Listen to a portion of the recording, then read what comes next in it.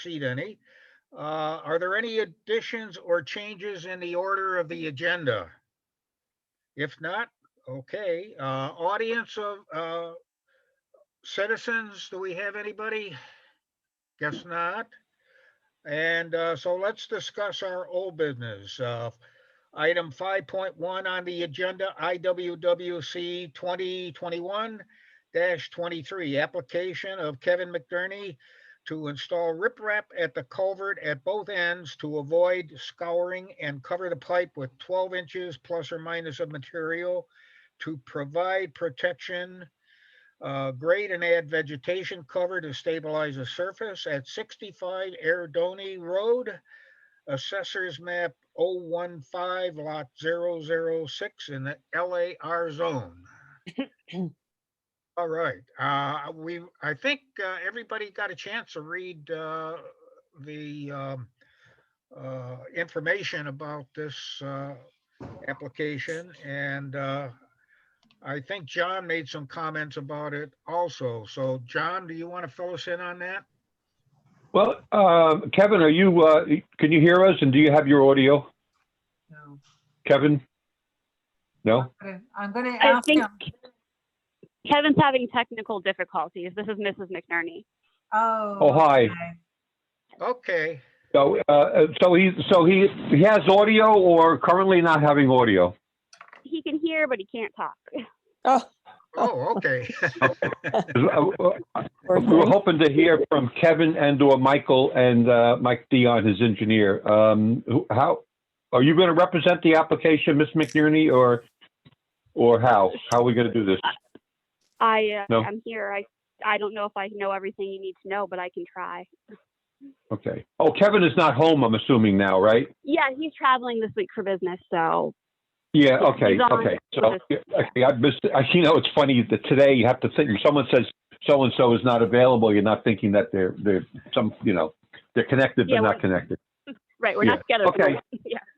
Okay. So, I had reached out to Mike Dion. I haven't heard back from him. That's the engineer, and then I sent Mr. McNerney last night as well to the commission members. I sent, and to Mr. Dion, I sent my comments so they would have an opportunity to review them and give me or give us any feedback. I haven't heard from either Kevin and or Mr. Dion. So I'm going to make an assumption, unless Mrs. McNerney is going to say that we disagree with this, or we'll add that basically let me get to my letter. You don't need to put it up necessarily. I could look at it. I think I could review it on my screen. I sent a letter regarding my inspections and my familiarity with the site, and I could just reiterate some of the notes if you wish. And those were specific to the summary ruling, which follows my report. Is that the work has to be done during, rather than getting into the conditions, let me just state that the work was done without a permit. And Mr. McNerney should have known better, because we had been at the McNerney's home 6 years earlier. And there's really no excuse for that. But I'm not here to beat him up. I'm here to restore the wetlands and for them to get a permit to proceed. And my feeling is that the work proposed, or the work in the ground and the work proposed, that is making some modifications to the work in the ground, is something that I would have approved had the McNerneys come to the commission prior to the installation of the pipe. And I would have approved it. I would have recommended approval for a number of reasons. One is that the channel that was there was not the original channel. Things have been moved in the 80s when they came in and filled an awful lot of wetlands, put that house in place, and the neighboring yard adjacent to the wetlands. This was permitted back in the early 80s to be done. It wasn't done in violation, but nonetheless, there was a lot of wetlands there that had been filled, and there's been some rechanneling of that water course to get it away from the house and move it towards where it was prior to McNerney's putting in a pipe. So basically, all we had a channel. There was no evidence of any hydrophytic vegetation. It was just a channel that had been scoured out from the pipe that came from the road. across the road, we have a deep swale that runs for about maybe 500 or 600 feet, and it's down around 2 to 3 feet. So that swale that was installed on the upper side of Erdoney Road is now a wetlands watercourse because it's so deep and it picks up water. So now we have to identify that as a watercourse. There was no immediate wetlands to that area other than that watercourse, and then some pockets of wetlands in the uplands as you leave Erdoney Road. So there was always a wetlands connection between the upper side of Erdoney Road and the McNerney side. So that was always a watercourse, even though it was a channel that carried water for a few months of the year, would always have been identified as a watercourse.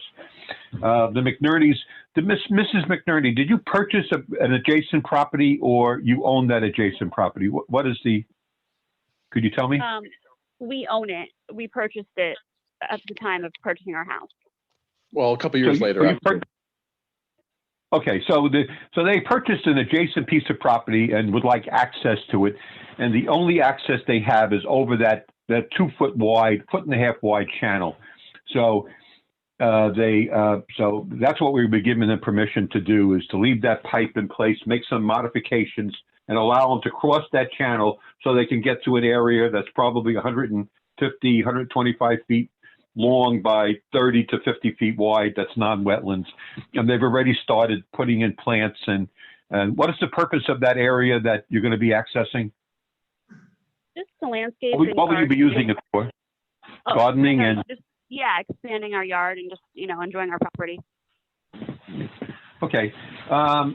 So as I stated earlier, it's not, we probably would have approved, or I would have recommended approval for the application to install a pipe so they would have access to that property.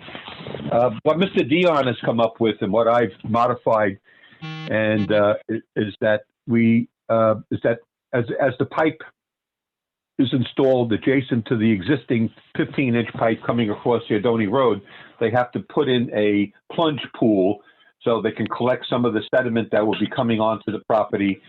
And the plan and my narrative sort of detail that. It should be at least 18 inches deep and be filled with 9 to 12 inches of stone. And that should be at least 6 inches below the pipe. And Mr. McNerney wants to improve that plunge pool by repairing the adjacent stone walls that are there and crumbling in. And then to make this pipe more efficient and to capture more storm water, he would have to raise the area above the pipe by approximately 12 inches.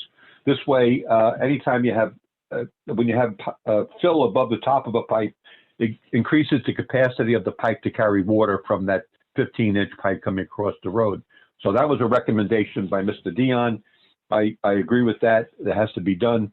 In addition to that, I've modified Mr. Dion's plan by providing for a lower area adjacent to the pipe. And that lower area by 3 inches would control the storm water when it overflows that pipe, because there'll be a couple events every year where that pipe is not going to have the capacity to handle the storm water. So what you do is, rather than letting it just overflow the top of the bank above the pipe, you create a small, what they would have when they design dams. It's an emergency spillway. So basically, it's only a couple feet wide. It has stone in it, and it's 3 inches lower than the highest area above the pipe. And that would be to the southwest of the pipe, or to the right side of it, facing it from the road. And currently, I was out there last week. It's a pretty good grass growing there. So that would safely, so any storm water, which wouldn't have a high velocity, it wouldn't be channelized too much. It would flow out and spread. That existing lawn that they have there would be able to allow the passage of the storm water without any erosion. So, and that was the modification to the plan. Mike Dion hasn't commented on it, but I believe that's something we would want to do, is control the area where that overflow would occur. So that's to the southwest of the pipe. The other thing that was recommended by Bill and agreed to by the McNerneys is to pull out that section of pipe which was installed in the wetlands. The first 70 feet of that pipe is not it's in a stream, but that stream was only, the stream itself was only 2 foot wide. the banks on either side were upland soils. So when he got down 80 feet from the road, 75 feet from the road, it went into a wetlands, and the McNerney's continued installation of that pipe into the wetlands. We want to pull that out so the pipe outlets not as deep into the wetlands, but on the edge of the wetlands. And at that area of the pipe, put in some riprap so we minimize any erosion from the increased velocity when water flows through a pipe. It increases the velocity of the storm flow. So Mr. Dion showed a detail of stone, and that's to be done. So the pipe is to be pulled out, and then he would create a channel for the water to flow through, put some filter fabric in it, some stone, and we're good. I think what's important, and what I emphasized in my report regarding this, is that I think the initial site inspection with Mr. Dion, the wetlands agent, maybe myself, as this is done in the near future, is going to be of greater benefit than all of these plans and all of this wording, because it's not very complicated. It's just a matter of making sure that the contractor knows this has to be done. Plans are plans, but when you're in the field and you're dictating what has to occur, there's more value to that, especially on these smaller projects. So making sure the contractor understands about the plunge pool at the road, understands about the fill over the top of the pipe and the emergency spillway, how that has to be constructed, understands that when he pulls the pipe out, the last 10 feet out, what has to be done there, and that all of this work is going to be done in the dry, meaning this pipe or this intermittent water course will drain out in the next month, and it'll probably not be running other than a large storm event. And even some of the smaller storm events will not end up getting into that pipe because of the large area across the street that impounds some of the storm flow. So, and so if I read my letter here, my report,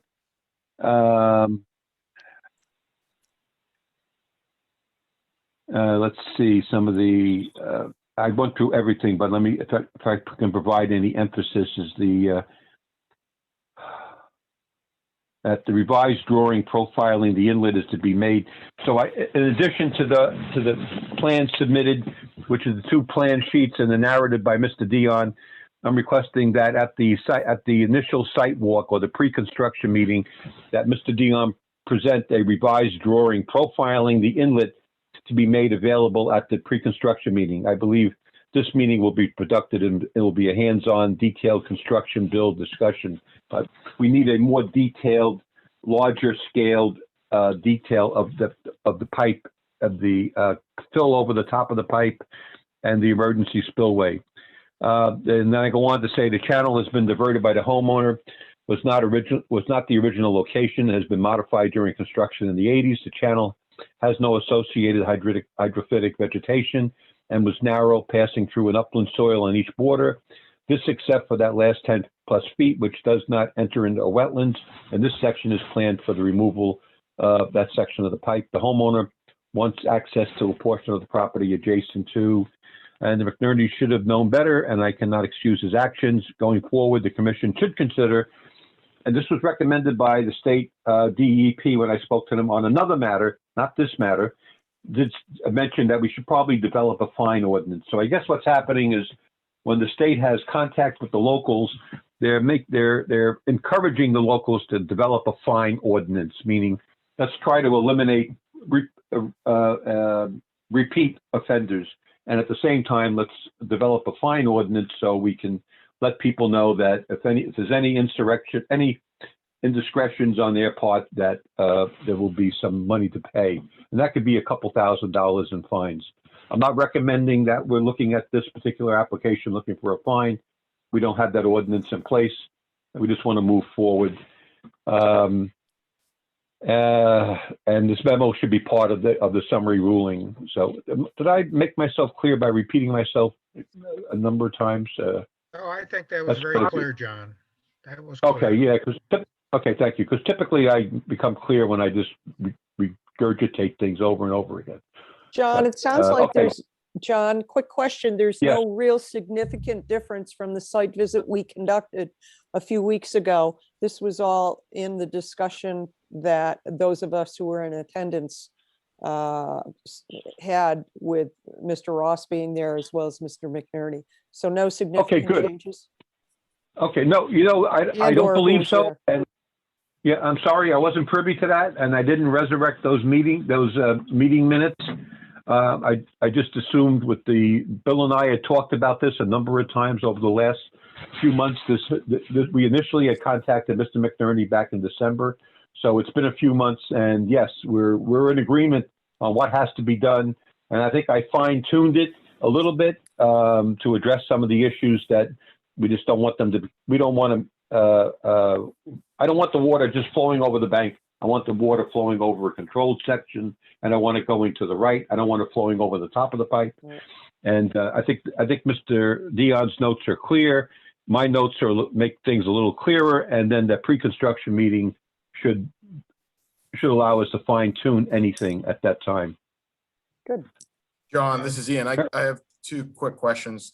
Please. I didn't see anything about the approximate size of the plunge pools. And then also, do you have a approximate volume of material that would be being brought in to acquire the cover and everything else? Yeah, I'm always derelict when it comes to that. But the plunge pool is going to be there's already, yes, if we took measurements, we'd be able to provide them. But the plunge pool is going to be limited by the existing side stone walls. So there's walls there on the side, approximately 7 feet in width at the road. And then the pipe starts approximately 8 feet from the inlet of the pipe or outlet of the pipe crossing the road. So it's going to be approximately 7 feet by 8 feet. And the depth is going to be the depth in that area. And then we would then fill it with 9 inches of riprap. And that should be at the elevation, which I detailed, should be no higher than 6 inches below the outlet pipe, which is the 8-inch pipe. So the width and the depth are dictated by the existing boundary of the stone walls, which is substantial. These stone walls are around approximately 2 foot high, and then the distance between each pipe would be the length of that plunge pool.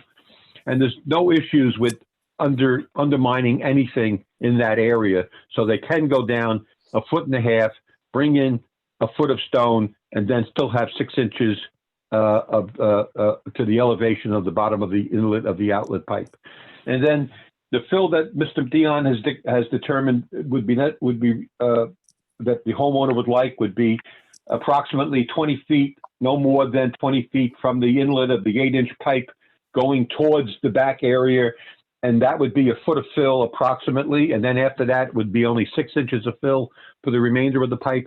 And the foot of fill that's going to be in place for the 20 feet from the beginning of the pipe to where it ends 20 feet away is for the purpose of them driving over with a small tractor to gain access and not crush the pipe. So, probably 30 yards of material for that. And then I think they have material there on site to put the 6 inches over the pipe. So the most that they would bring in would be a couple truckloads of material. That'd be about it.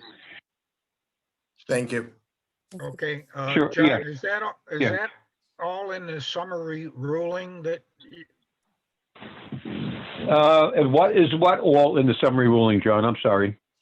Everything that you have discussed just now in the summary yes, everything ruling. I discussed. Yes, everything I discussed is in the summary ruling, and then with the supporting report that I've included to be attached to the summary ruling. So yes. Okay. Everything other than the amount of material to be brought in, which would be approximately 30 yards, and the depth of that plunge pool is to be the width and the length available. That is to wall, pipe to pipe, and we could add that to the ruling. There's no way to increase that size, and I want that depth to be. I want to be able to have that plunge pool to maximize the depth that's available and the space that's available. End result, after all of this is said and done, is that we're not filling a wetlands per se with a pipe. we're eliminating a sediment getting into the wetlands by providing a plunge pool. So in that respect, it should be better. And I don't think that there's any great loss by that channel being converted to a pipe. It wasn't an important wetland feature on that property. It was more of a overflow for 6 months of the year. And then even then, that even in the wetter seasons, if we don't have rain for a week or two, that water subsides and you just have barely a trickle, as I saw when I was there a 3 days ago. So Okay, I could very go. If you want, I could read those few additional notes on the summary ruling, or someone Yeah, can why make don't a you do that, John? recommendation. Okay, erosion control, erosion and sediment control measures will be installed prior to the construction whenever possible or as required by the agent. Additional control measures will be installed during construction period if necessary. Kevin McNeary is assigned the responsibility of implementing the erosion and sediment control plan. This responsibility includes the installation and maintenance of control measures, informing all parties engaged in the construction site on the requirements and objectives of the plan, notifying the Inland Wetlands Commission Office of any transfer of this responsibility. All stockpiles of soil will be covered with plastic sheeting and surrounded by silt fence. Maintenance practices necessary to assure proper functioning of erosion and sedimentation measures, routine monitoring and removal of sediment, repair if necessary. Controls to be monitored prior to the forecasted rain events, three-quarter inch rain events or greater. We have attached as part of the condition of this plan, of this ruling, we have Mr. Dion's notes, which state the work that's to be done and how it's to be done, and then my report, which is dated May 2nd, 2021. So, Okay. yeah, so we have 3 plan sheets. We have a letter from Mr. Dion dated April of 2021, and we have my letter dated May 2nd of 2021. And Okay. as I understand it, Mr. McNerney is planning on doing this work in how soon, Mr. McNerney? As soon as possible, I guess. So as soon as that trench dries up, you can start the work. That would be the preferred way to go about it. Now, if you're having me dig out, if I'm having to dig out where that solid rock is, John, where it comes in from the pipe, I mean, that was there originally. That's going to take a machine. So that's probably not me. I probably have to hire a contractor for this, to be honest with you. Well, that's standard protocol, creating the plunge pool. Yes. Okay. So let me know, and I can come there, and I'll meet with Mr. Dion and the contractor and yourself. Sure. Okay. That's only a half a day's work, Kevin. If that. Yeah. All right. So can we have the summary ruling? Can you show that, Flo? Yes. And Chip, could you read the summary ruling with the additions that John just mentioned? Let me just get to it. You want? I'm sorry. How did you want? You don't want to read that whole ruling again, do you, John? No. No, No. We Just just need the, a motion. just the beginning of it. Okay.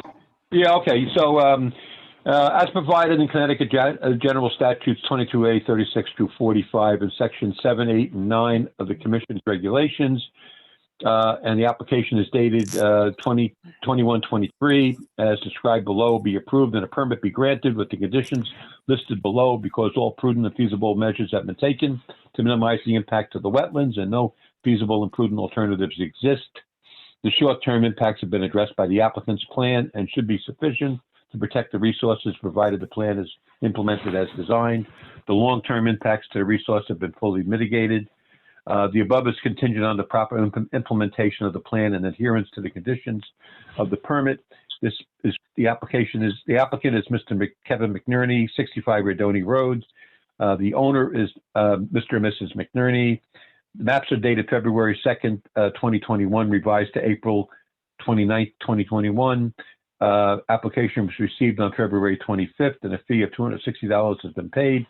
An additional fee for the filling of a water course, $180. Additional fee for inspections, 3 inspections. Anticipated 3 inspections at $35 an inspection. These are in our regulations, and I cited the sections in our regulations.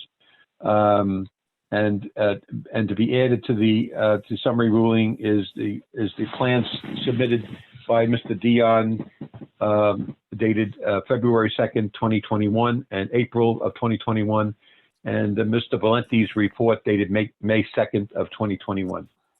Okay, thank you.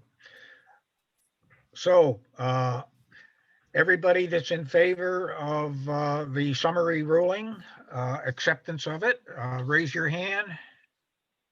Hey. I see everybody. There we go. Okay. Good, good. So moved. Thank you very much. Okay. Okay, very good. And then Okay. McNerney's gonna have to reach me, and if I'm not the agent, then we'll forward it to who's ever doing the job. Okay, thank you, John. I'll stay involved as much. I'll explain as much to the future agent, regardless of my tenure.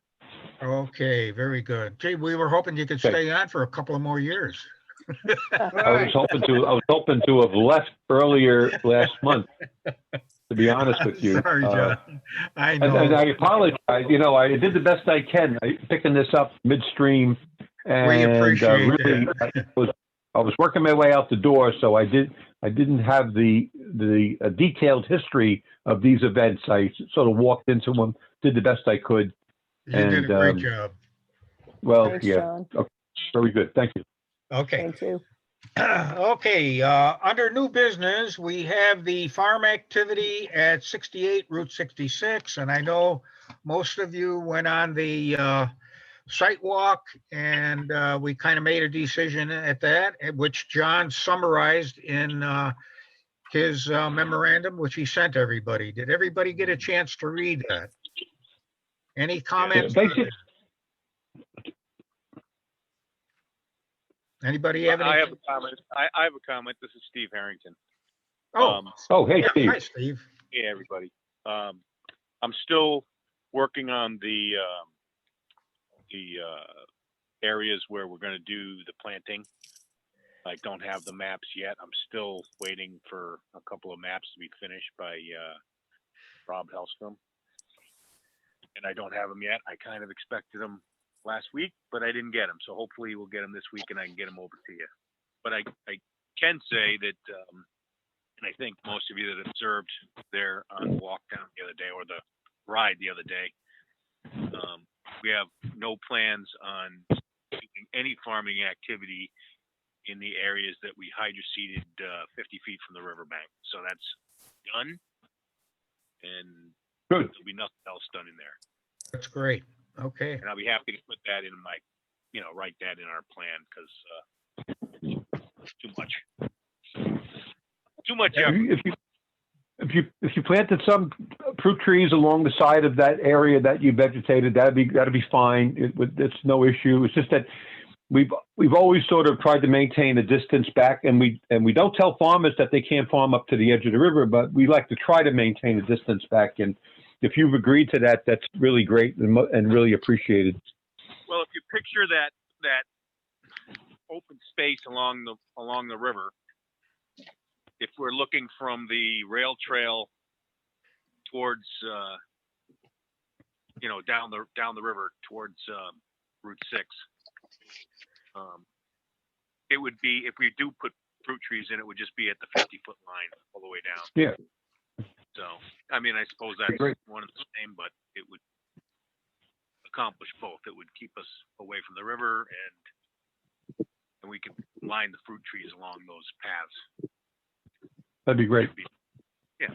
Very good. But that's all that I have for now. Everything else is the way it was when you saw it. Good. Okay, thank you, Mr. Harrington. Right. Appreciate that. Okay, are there any comments on any of the activity that we had at the site walk, or any comments that would be addressed to Mr. Harrington? Yeah, I did mention to you that I spoke to Army Corps, and they got back to me, and I'm pretty sure I was driving 80 miles an hour, but I'm pretty sure they do not regulate floodplains that are not a wetland soil. And so they weren't interested. And further, they weren't interested when I provided them with the information on the material that was placed there and the circumstances and the removal of it. They were even less interested. But it's a local jurisdiction, said by the state DEP and also by Army Corps. I wanted to let you know I followed up on it. And finally, just a couple days ago, Friday, I got a call back from like Tony, he's the project manager. He's the manager of that program for floodplains in the Northeast. Done. That's the last information I received, so I wanted to share it. Okay, very good. Okay. So, John, real quick, Yeah, one question. yeah. I guess my question is we approved what we saw out there. Moving forward to eliminate, us having to go out there every single time, hopefully with this plan, is there a general consensus that this plan will show what the quote unquote master plan is for this area? So then that way, if we do get a phone call, if it's a different enforcement officer, like we know what is approved, what is not approved, and there's a clear line of what is what. I was going to ask Steve if he would show on the plan where he plans on farming, and at the same time, and I think I shared this in writing, at the same time, would ask him if he could provide a step back from the river, and he's agreed to that tonight. Other than that, I think Mr. Harrington he's free to show us where he plans on farming, and he can draw that circle as big as he wants to draw it, because I don't think we defined anything.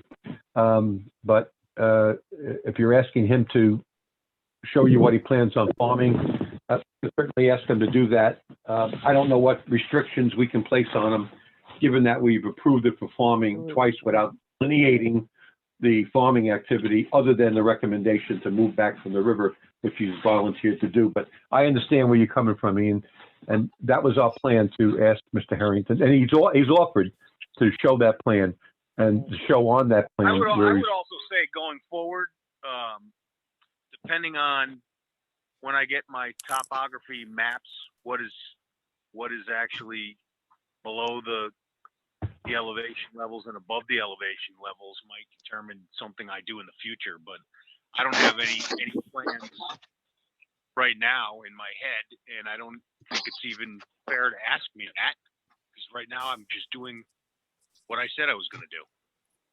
If things change in the future and I have to go in front of inland wetlands to accomplish that, well, then that's what I'll do.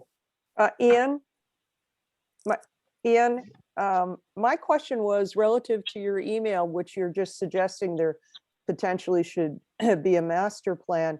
Do we have precedent, being the newbie here, that's what we typically request, or is this something new and or above and beyond? I'm just trying to understand what our regulations would call for. So the state requires, or the onus is on the landowner to prove that they're doing what they're doing. What I'm thinking is, if this, for lack of a better term, master plan, if it's submitted, it saves us from having to go on a hayride every weekend. Well, that's nice. Although we appreciated it, Steve, but is there precedent? Is that what we typically request? Well, Mary, let me tell you, aside from maybe some smaller applications for proposed farming, and I can't remember any specifics on those smaller applications, not in Columbia. I do in some other towns. We really haven't had anybody come to us per se and say they want to farm adjacent to or in a wetland area. We've just never had. All of the farming that we have in town, per se farming, has been farming already. They've been, it's the Zegda farm. And so the people have been farming already, and we haven't bothered them. We don't watch them. We don't look at the limits of where they're plowing this day or the next day, or when they take a wall down so they can increase the the crop area, we don't challenge it. So no, we haven't really been involved, to be honest with you. Maybe on some smaller property where somebody is going to put a barn, and they say that the barn is for the express purpose of having horses, which is farming. We get involved, and so people, farmers are allowed to locate structures not in a wetlands, but up to the edge of a wetlands, and that's occurred a couple dozen times in town over the years. But the farming practice is something that's been limited, and I'm not aware of too many places in town where people have. Yeah. I'm leery of setting a precedent that, you know, may come back in other cases. You know, example, 16-acre farm, and we're going to do hops, Mayor? or we're going to do, you know, cucumbers. I don't know. I'm not that adept at this yet, but I'm just leery of setting a precedent. Mary, Yes, John. can I read something that the state of Connecticut Department of Environmental Protection said in there, what they gave additional information on farming activities? Would everybody like me to read that? But It'll that's take state, a few not minutes Columbia. because it is Okay. additional information, and I think it's very important. I'd Okay, like to hear it. I'd like to hear it. okay. This is section 22A40, and it's identical to what we have in our regulations, okay? Grazing, farming, I won't say, mention the whole thing because it's pretty, it's a little bit long. Grazing, farming, nurseries, gardening, and harvesting of crops, and farm ponds of 3 acres or less essential to the farming operation, and activities conducted by or under the authority of the Department of the EPA for the purposes of wetland watercourse restoration or enhancement or mosquito control. The provisions of this subdivision shall not be construed to include road construction or the erection of buildings not directly related to the farming operation, relocation of watercourses with continual flow, filling or reclamation of wetlands or watercourses with continual flow, clear cutting of timber except for the expansion of agricultural cropland, the mining of topsoil, peat, sand, gravel, or similar material from wetlands, watercourses for the purpose of this. What do I hear? This statutory subsection pertains to agriculture activities which are permitted in wetlands and watercourses as of right. 1.1, often referred to as the exemption section. This statutory subsection does not apply just to existing operations and uses. It also applies to new or proposed operation and uses. Court interpretation case law states that the Inland Wetlands Agency has the right to determine if a farming activity is exempt pursuant to this statutory subsection. The existence of an exemption, comma, the application of the statutory language to the facts of a particular situation is not determined by the applicant, but rather by the Inlands and Wetlands Agency. This is so because the agency always has the authority to determine the reach of its jurisdiction over inlands, wetlands, and watercourses.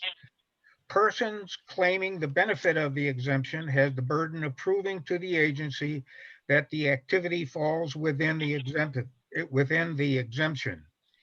If evidence in the agency's record equally supports that the activity is exempt and not exempt, then the applicant has failed to meet the burden of proof and needs to apply for a permit to conduct a regulated activity. Exemptions are narrowly construed, which means that the agency is precluded from interpreting the exemption more generously in favor of the person claiming the benefit of it than the words of the statute allow.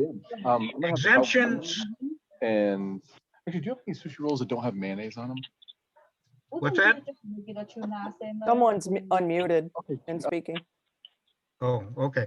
Exemptions are narrowly construed, which means the agency is precluded from interpreting the exemption more generously in favor of the person claiming the benefit of it than the words of the statute allow. Exemptions cannot be expanded upon by the agency, even if the agency thinks good policy reasons exist to do so. Conversely, exemptions cannot be more narrowly read by the agency than the language of the exemption provision dictates, even if the agency thinks good policy reasons exist to do so. The word farming is not defined within the Inland Wetlands and Watercourses Act. Therefore, use the definition found in Connecticut General Statutes, Section 1-1Q. Words and phrases. All right. In the construction of the statutes, words and phrases shall be construed according to the commonly approved usage of the language. I won't go into all of that, but this is, I think, the more important thing. What is permitted as of right? Grazing, farming, nurseries, gardening, harvesting of crops, farm ponds of 3 acres or less essential to the farming operation, clear cutting of timber for the expansion of agricultural cropland. I think that's something I hadn't realized. 5.8. Activities conducted by or under the authority of the DEP for purposes of wetland or watercourse restoration or enhancement of mosquito control. What is not permitted as of right and therefore requires an application for a permit? Farm ponds greater than 3 acres, farm ponds of 3 acres or less not essential to the farming operation, road construction not directly related to the farming operation, road construction involving fillings of wetlands or water courses with continual flow, the erection of buildings not directly related to the farming operation, the erection of buildings involving filling of wetlands or water courses with continual flow, relocation of water courses with continual flow, filling of wetlands, reclamation of wetlands, filling of water courses with continual flow, reclamation of water courses with continual flow, clear cutting of timber for reasons other than the expansion of agricultural crop land, mining of topsoil, peat, sand, gravel, or similar material for the purpose of sale.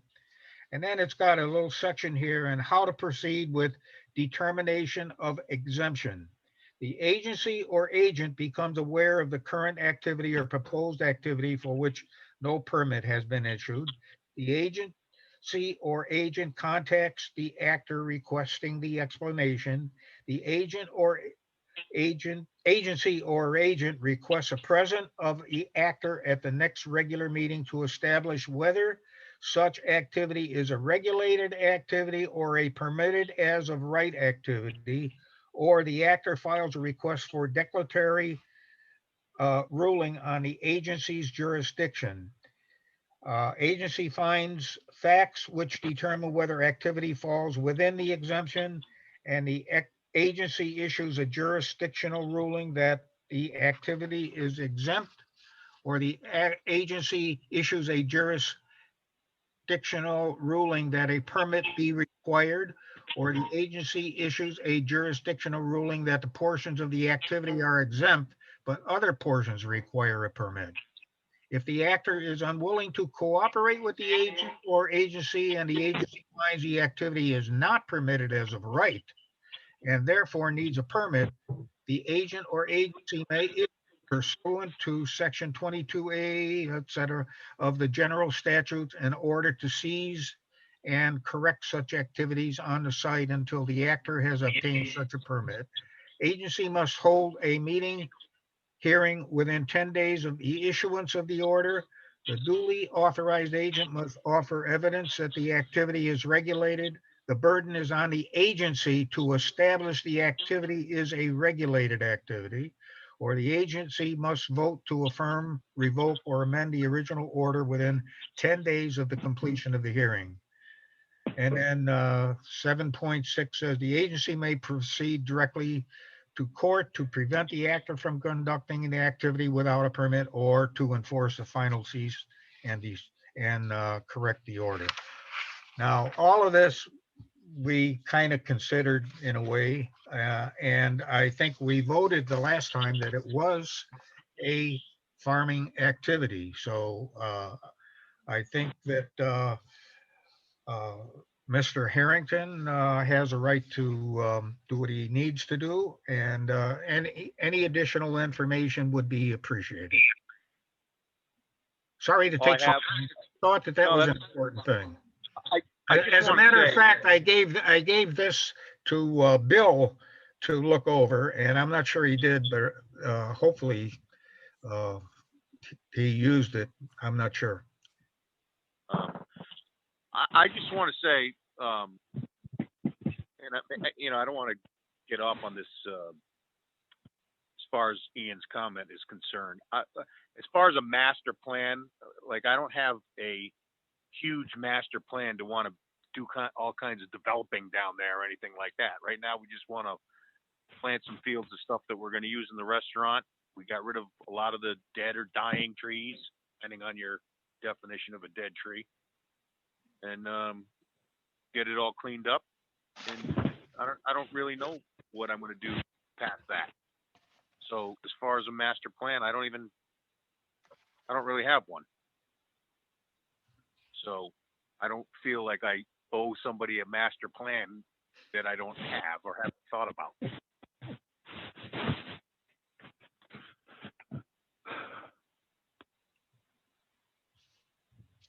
Okay. Any comments? As long Well, as, John, just what you read, particularly towards the end, what you're allowed to do in a farming area, if we deem it to be farming, graze, farm, all the other stuff, harvest, blah, blah, blah, clear cut. I think that we've approved this to be a farm, therefore Mr. Harrington can move forward within the guise of what we've approved as a farm to do those things. And the other things he should not do that were outlined in the deep state. I think Mr. Harrington's very much up to that, an understanding of that. Steve? Yeah, no question about it. I mean, we're talking a blueberry patch, a strawberry patch, some corn. I know we have to move the corn fields around every few years because if you plant corn in the same spot, apparently it ruins the soil. I'm not speaking professionally on that. That's just what I've read. And then some vegetables and stuff like that. There's still, as all of you saw down there, there's a lot of trees. There's not really a lot of room for farming. Well, basically, we cleaned it up. We harvested the trees that we could, and they're going to be milled, and hopefully we can build a post and beam dining room for the restaurant up top out of that. And there's not going to be all kinds of, I don't know what the story is on the street, but there's certainly not going to be a Hard Rock Cafe built down there and all kinds of crazy stuff going on down there.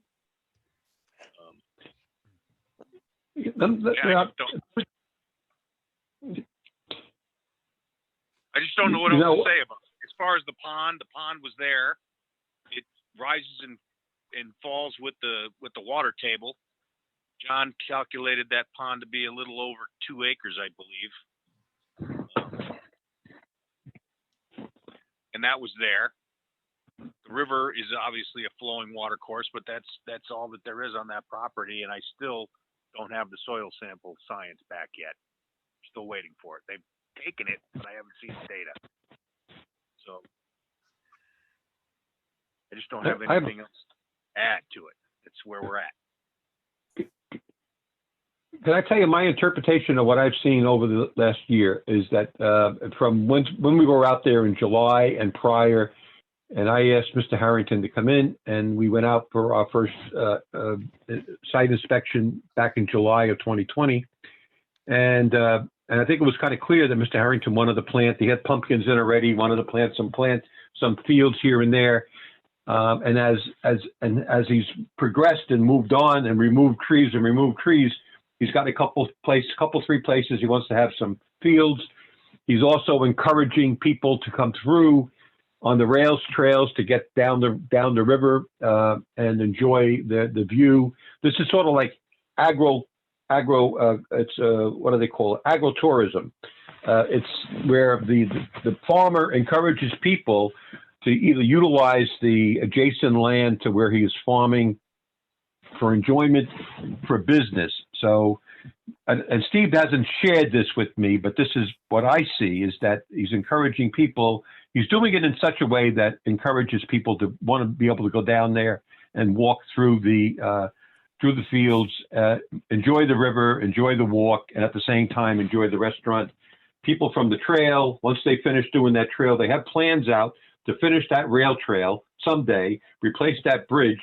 So there'll be and as you know, everybody here knows that is that more people are walking and more people are walking. So there's going to be hundreds and hundreds of people each week utilizing those trails, which is also potential for business for Steve. So he has an inviting area to pass through to then go to his restaurant or utilize whatever else is down there. But this is an accepted practice, and Steve and I have never discussed this. That's never once, but this is what it looks like to me, is that someday, if things happen in the near distant future and that trail is developed, and he has this beautiful area adjacent to the river to walk through, there'll be fields there, there'll be people walking through there and enjoying it. And and this is all farming. So Keep in mind, I spend all my own money to do all that, and I don't charge people. I even give the rides for free. So it's not like I'm doing it for the money. The restaurant is one thing. It's also a summertime thing. And, it's just a nice place for people to enjoy. They like coming there and walking around, getting hay rides, and that's it. I mean, so when we get a plan and Steve has a plan and he submits it and he shows us that it's going to be farming, I am pretty much happy with that. I don't see any disadvantage for this commission to make that ruling and that determination based on what Mr. Harrington has told them and based on what you've seen and based on what I've seen. There isn't even any clear cutting of timber down there. So and the area adjacent to the river, if you walk down, we didn't go down to the river and look, but the trees that he took down they weren't dead. I won't say they were dead, but certainly they were half dead, dying, diseased, rot through them, but they weren't dead. And so there was a misinterpretation on Mr. Harrington saying that he's taken down dead trees. Basically, what should have been said by the contractor, he's taken down dying, and what the contractor would interpret as being dead trees. The contractor's been removing trees for half his life, and those are the kind of trees that he would take down in his backyard or anybody's backyard. And certainly Mr. Harrington, encouraging people to be down there, doesn't want these dead trees overhanging. So I don't see that. I don't see allowing Mr. Harrington to go on as we've approved is any threat to the wetlands or the floodplain, and it's only an improvement of that area. So I agree with some earlier criticism, but I think there was a misunderstanding more than anything else, really. Okay, very That's good. it. Thank you. I think we're all set. Okay, next item on the agenda is the approval of meeting minutes of April 5th, 2021. Do I have a motion to approve them?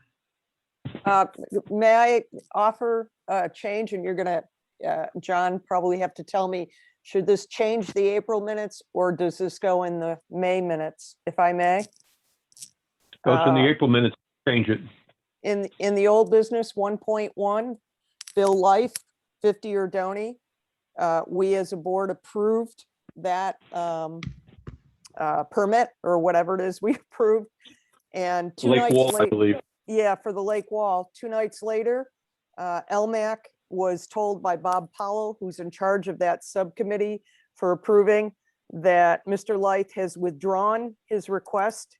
He does not want to rebuild his lake wall. He is submitting a plan with more comprehensive, I don't know what that means, presume it may be the dock. And therefore, what we voted on, I would suspect may not now apply. So I'm not sure how we would handle that at Wetlands because they pulled the approval. LMAC has nothing to approve.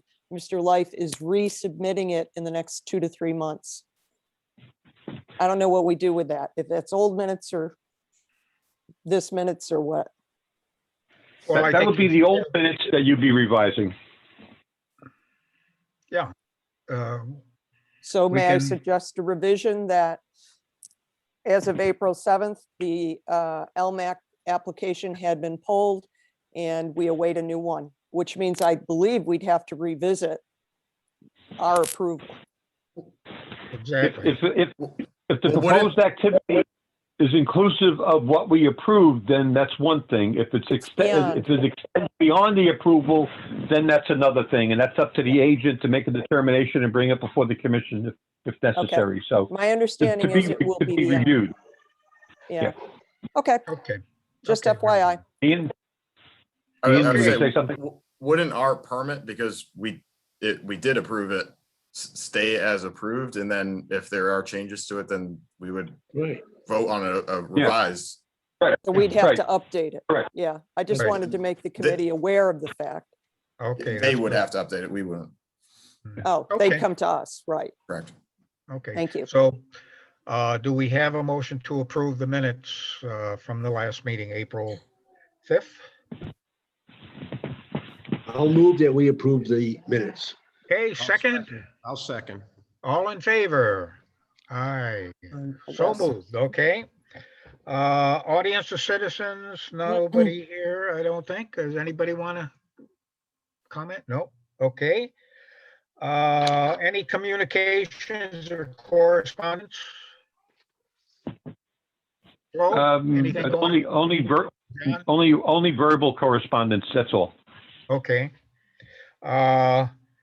Open discussion. Communicate. Anybody want to mention anything? Open Yeah, discussion. why did Bill Ross resign? I don't know. He never said exactly why. I think a lot of it had to do with a misunderstanding between Harrington's contractor and Bill, and that's that. You know, Bill never shared with me why, but I think a lot of it stemmed from. Sorry to hear that. How long are you back for? I am not back, Tom. You do not see me. You don't see my face. I don't want to be here. I don't want to look at your face on the screen. And truthfully, I just couldn't say no. Go pound sand, Mark. I really couldn't do that. But if I could have, I would have. I've been training Bill for 5 months. Bill and I worked together. I don't mean training as much as I sort of oversaw what was going on, because it is complex. It's not an easy situation. And so I was really out of this. On April 30th, I was gone. I mean, literally gone. And April 28th or whatever, they asked me to stand in.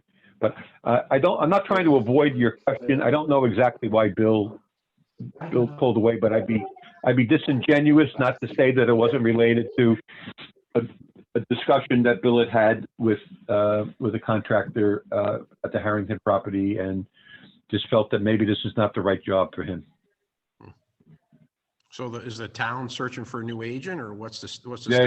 When I asked the other day, they said, no, we didn't get to that yet. And I says, we'll get to it. And then Mark said, well, I got to do the budget.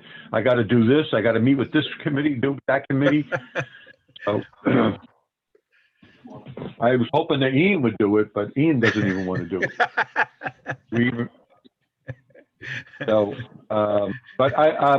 But we are trying to. There are some things that are going on, trying to get somebody to come in either temporarily or full-time, not full-time hour-wise, but the permanent replacement. So we're working to that end. Who does Andover have in your placement? What last I heard, it was a fellow who was a commission member in Coventry who came over to then work as a agent in Andover. So, and I don't know how that's working out, to be honest with you, but I think the first agent that came on board left, and then the second agent is now hanging around a little longer. Okay. Yeah, there is, today using the word regionalizing is not always acceptable, but it is slang in some towns. Some towns want more control over their employees than it being some regional person. It's hard to tell, an employee that you prefer that you do this or do that if they're a regional whatever, So once you regionalize, you lose that contact, Mhm. So, but that's it. That's what I suggested to Mark, is that he look at neighboring towns to see if they could share, at least temporarily, if not permanently, share an agent between towns. Mhm.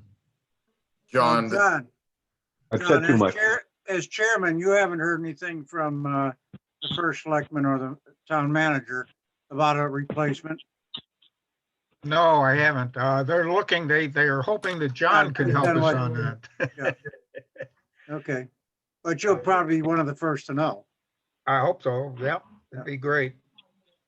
John Valenti, I don't know if you could push them to put together the job description. I have heard back from a couple people who are, in my opinion, very skilled at this, that may be interested. Yes. Good. Great. Yeah. Here's what happened. I did push Mark on that, and he sent me something back. And what he sent me back was a earlier rendition of a job description. And I haven't gotten back to him to say, hey, Mark, yes, this is a job description, but this was something that we were still working on. So I have to find the one that I had put together and sent to him. And I think I did. And I'd be glad to pass that on, even if I have to say draft, just so these two individuals that that may be interested, at least have something. It may not be the official Town of Columbia's job description, but it will be what John Valente thinks the job description should look like. So that should carry some weight when they're looking at it, if they have some interest. How's that? I'll pass that on to you, Ian. Okay. Thank you. Okay. Very good. Yeah. I don't want to lose the interest of the individuals that you have in mind. I'm assuming that they're talented, and that's what I'd like to see. I'd like to see somebody talented come in, like Bill. Bill is very talented, and we can go from there.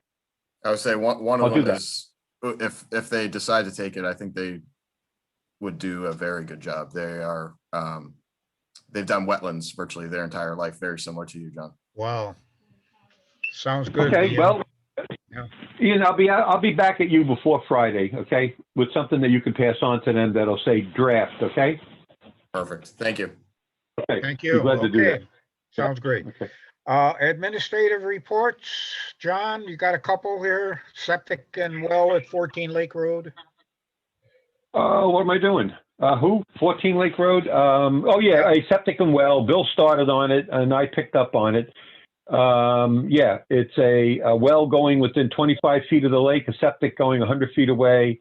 We're working on that. There's also something else, Flo, some other administrative approval I'm going to grant. Yeah, You have a second one? Yeah, No. pool at Fort Tungus Drive in Wayland. That's it. Yeah, Wayland. thank you. Yes, the second one. Yep. And believe it or not, when they called me in the middle of last week, I must have spent 10 hours just going over. And I don't mean I wasn't spending 10 hours picking up after Bill. I was spending 10 hours because there was so much going on. And that involved those two and a third administrative approval forthcoming, and then a half a dozen inspections. And I'm 35. I'm no longer in Chaplin. I'm up in Killingly. So for me to get to town, I got to take a train and a plane. It's an hour, almost an hour drive. And I'm used to, when someone calls me, I'm used to saying I'll be there in 15 minutes. I mean, quite literally. And if I got a call from Mary on the lake on a Saturday morning at 9 o'clock, I'd be there at 9:30, With because that's what I bagels. do. That's what I With did. bagels. That's what I did. And that's one thing, Ian, you can tell your friend, if they get a call for something going on the lake, drop what you're doing and get your butt there, because that's what we live. That's our bread and butter at Wetlands, is you take care of the lake. So he did say he would definitely do it if he had unrestricted rights to fish on the lake. But, he can, Is he a he town can access resident? it. No, There's a place off of Erdoney Road. There's a place off of Erdoney Road where he can access the lake. Don't go there, Mr. Valenti. Oh, And if not, I know 50 other places. I know 50 other places that he can access the lake. Oh. oh, Yes, he man. can. Yes, he can fish the lake. Ian. Okay, Very last good. item on the agenda here. Quick Adjournment. Do I question. hear a motion to adjourn? Quick question. Oh, okay, before we adjourn. Application ahead, for Mary. a jet ski lift adjacent to the existing wooden dock at 9 Newfer. LMAC has received no such application. So Really? Wow. we should not be acting on that. Wow. We don't have an application. It can't happen What's until the last? it's the Mulligans. And I know, Gail, it can't happen until what? After November 1st anyways. Wow. The drawdown and Well, all that stuff, but Yeah, just well, Mary, FYI. answer me a question. What does it involve doing a ski lift? Do they have to do sonotubes into the lake to do that? It depends on what their design is. Yeah. They can buy one that's already there, but it still needs LMAC approval. Oh, I see. Okay. So regardless, it needs Almac's approval. But Correct. if it It's on doesn't the touch lake. if it doesn't touch the soil on the bottom of the lake, then it's sort of it's not a big deal for us. But that Well, depends it on what is, it could be, and we had a huge issue where we had to deny one because it was encroaching on a property line that if you sent it straight out to the lake, it was encroaching on someone's property line. So we Yeah. now have guidelines in terms of what exactly by dimension is allowed, X number of feet from boundaries, et cetera. So LMAC does have to have approval, and we don't even have an application, just FYI. Okay. So I don't think we Okay. should act on that one until we get LMAC. Excuse me, Yep, Mary, I yep. thought we had an approval from the LMAC. Bob Paulo, who is head of the committee, said they have absolutely no application. Mary, I from the sit Mulli- on that subcommittee with Bob, and we have no application. Thank Oh, you, Steve. Thank you. So Flo, Okay. you might want to just chat with Terry. I know we had this happen with the lifes, and it seems we Right. might have had a little hiccup. Regardless, I'm not blaming anyone. It's just, we got to get the process down. Well, Mark has sort of fine-tuned this. Rather than it going to Jen and then to Mark, now they all have to go through Terry. So we finally know when there's an application, where in the past, we only knew if it was submitted to us after the fact. So we didn't know all the time that, that it was either done or wasn't done. Now at least we initiate it, so we'll have a record of it, that it exists. Right, Where but Terry has to send in it to LMAC. And apparently it has not been received from the town. And Understood. LMAC is Okay. not aware of the fact that it's Terry now. We still work with Jennifer. Right. So Well, we need to get this. The application, you'll work with Jennifer. No, Mary, you're absolutely right. You will be continuing to work with Jennifer, but the application has to be submitted to Terry. She then logs it and gives it Correct. to Jennifer. Jennifer does the same stuff with it that she's done in the Correct. past. That's but at always least been the now, process. the building department knows it exists. Okay, So we sort of funnel all land use or water use applications now. We don't make a determination on that until you've acted, but now we know it exists. We didn't necessarily know that until after the fact sometimes. okay. Well, just FYI, we have nothing on file. Okay. Okay, very good. So do I hear a motion to adjourn? I'll move that Happy we to. adjourn. All right, Second, second, all in favor? Aye. thank Right. you. Thank folks. you for Good everything. night, Good night, everybody. Good night. Good night. Good everybody. Good Thanks, night, have a John. good weekend.